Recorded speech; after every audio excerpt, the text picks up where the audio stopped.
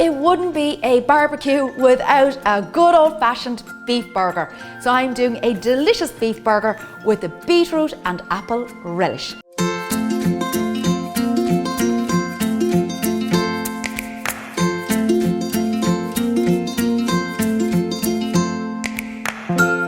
To start with, I want to cook my relish. So I have my saucepan ready. However, I need to prepare some vegetables. I'm starting with my red onion. So with the red onion, you have your root end and your top end, and we're just going to cut from the top towards the root. So in we go like that. Don't cut through the root. You'll see all of this in the knife skills section as well. So do check that out. And now we cut downwards like this. And if you cry, chopping onions, cold water always works well. A little bit of cold water on the wrist is good. Now we need to chop across. So we've gone inwards, we've gone downwards, but we haven't cut through the root. Look, it's all stuck together. So now we just cut downwards like this. And that's our diced onion. And try not to do like I'm doing, leaning over the onion, because that is a sure sign that some of the onion juice will squirt up in the eye and you'll start to cry. So when you get to the root, we can just do little slivers like this, just to chop. See? Knuckles forward, fingertips back at all stages. Let the back of the knife do the work. If you look at the onion, you think, should have chopped it a bit smaller. You can always get your knife like this, with the knuckles on the top of the knife, and the back of the knife does the work. It's nice and safe because your fingers are out of the way. So that's another way of chopping. It does send the onion in every direction, but it works. A drop of oil goes in. So that's rapeseed oil that I'm using today. It's a lovely colour on it. And you just wait for your oil to heat up. So when the oil is nice and warm, then pop the onion in. And in she goes, perfect. I'm not looking to caramelise my onions, although it won't be the end of the world if they brown a little bit, because it is a relish and the caramelised onion is nice and sweet, but I just need to cook them in this recipe because I've so many other flavours going on. Let me get a wooden spoon and we'll give our onion a little stir.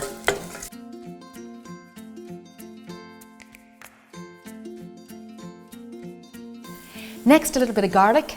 So you just get your garlic, crush it, and then just chop it up.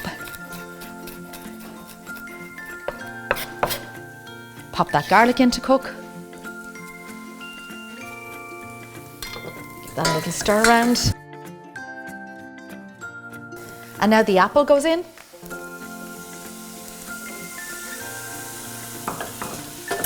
And the apple just gets cooked down.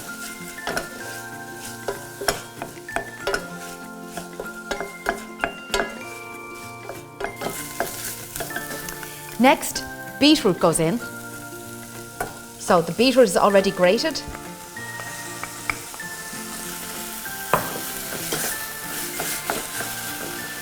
And some orange peel goes in. It's going to give a lovely flavour.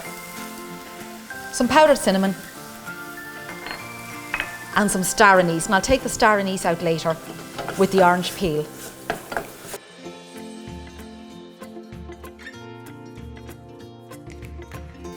So in now goes our lovely soft brown sugar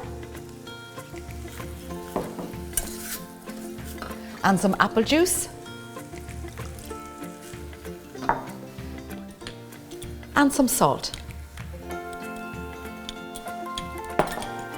Give that a stir.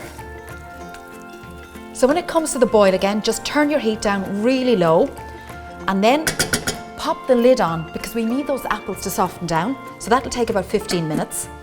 And then we add in some vinegar and cook it for another 10 minutes and it'll be absolutely delicious. For the beef burger, I'm going to add in a little bit of flavour to my meat and I'm starting with shallots and garlic. So we want to chop our shallots. So just slice them in half.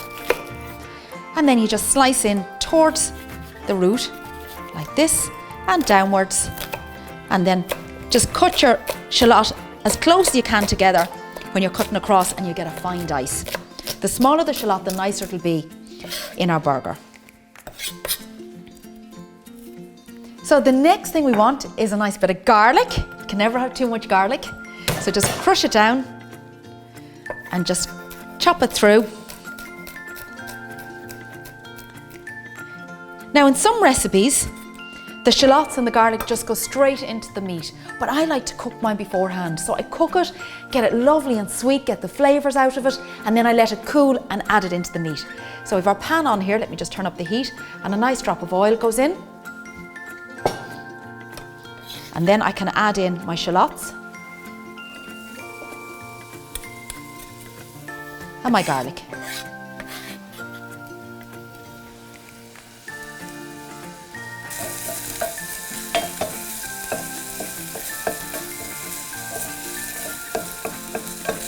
So my shallots took about 5 minutes to cook down. I've turned the heat off and I've let them cool. So I can go on with the rest of the recipe now.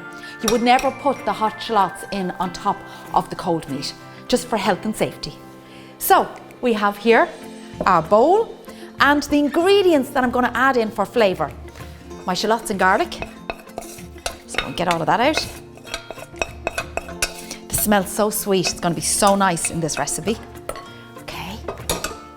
Now, then I have some tomato ketchup, some Worcestershire sauce, some chopped chives, some chopped parsley. I think the herbs work really well in here. A little bit of salt, season the meat nicely. Bit of pepper.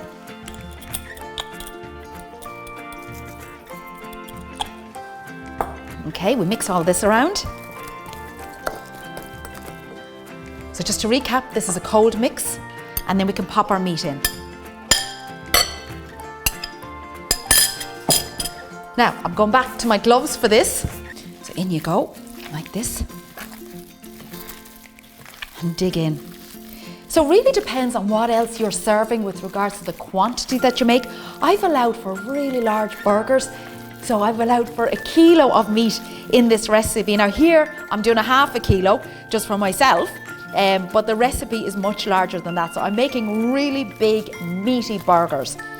However, if you're having a barbecue with lots of other wonderful flavours, if you're adding in chicken and some lamb and maybe some vegetarian sides and things like that, you might need your burgers to be as big. But the nice thing about it is you can make this mix up, you can shape your burgers, and you can freeze your burgers uncooked on the assumption that your meat was fresh when you got it from the butcher, not frozen.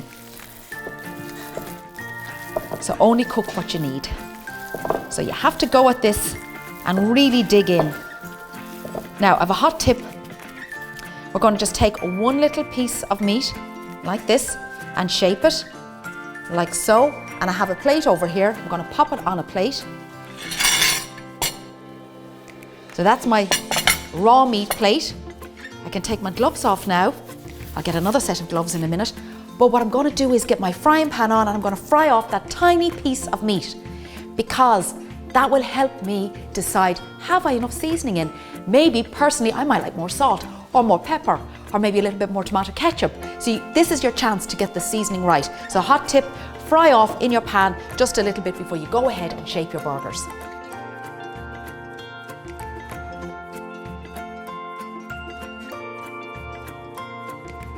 So I think this is ready for tasting. Let me turn off the heat here. So this is the burger for dieters, isn't it? The size of it. But it's handy to do with small piece because A, you're not wasting the meat, but also it'll cook really nice and fast. So make sure it's not pink in the center and then just, whoops, let it fall into your mouth. Absolutely perfect. It doesn't need anything else. But at this point, for you personally, you might like to add more salt in or more pepper in. You just adjust to your personal taste. But I'm very happy with that. So now all I need to do is shape my burgers, and then I'm going to sit them in the fridge and just let them rest for a little bit so the meat sticks together. I am just going to divide this mixture into two. So I'm going with 2 really meaty burgers. So the handy thing is just kind of shape it in the bowl like that, and then just decide what you think half of it is and take it out. And these are incredibly generous burgers. Now they do shrink a little bit anyway when you're cooking them, but just form them all together like that, nice and firm. And then onto our plate.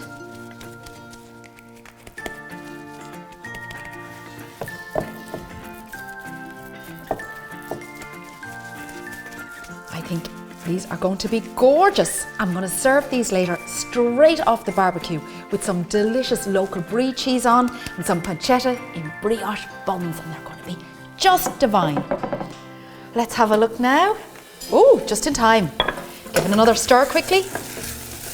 Lovely. Now the vinegar goes in. So you pour in your vinegar.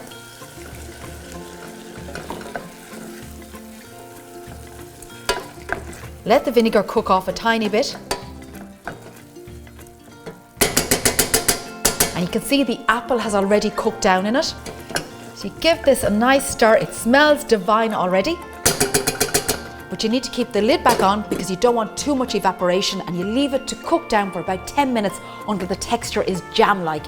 And then you take out the star anise and the orange peel as well and let it cool, and you serve it up. And this is one that we have made earlier and it looks amazing. Look at that. The colour in it is absolutely gorgeous. Let me get a spoon so I can show you. And not only is it lovely with burgers, it is delicious with cheeses too. Keep the burgers or patties in the fridge for at least 30 minutes before cooking. This helps them set and avoids them breaking on the grill. Try not to press those lovely burgers down when they're on the grill because that pushes out those lovely juices. And now it's time to cook my beef burgers. They've been in the fridge, they've been resting, so they need oil before they go on the barbecue. So I'm just going to oil one side and I'll oil the other side when it's on the barbecue. We'll get them in and on they go onto our grill. Now, before I seal them, let's just get a little bit of oil on. So we have both sides, making it much easier to turn them over later. Okay, and we pop our lid down. Now, burgers that size are going to take time to cook through. So get them on a nice heat, get a bit of colour both sides, and then put them on indirect heat and just let them slow cook down.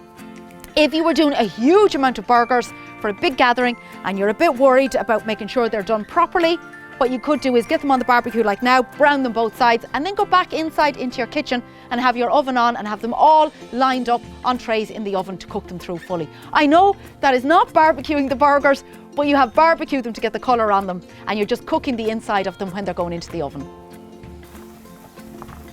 Okay, let's just turn these now. Let's see. Ah, lovely.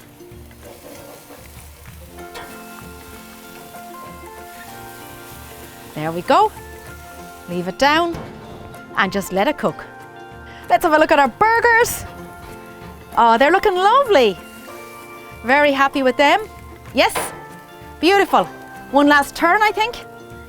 And here is some delicious local cheese. Okay, lid down, let the cheese melt.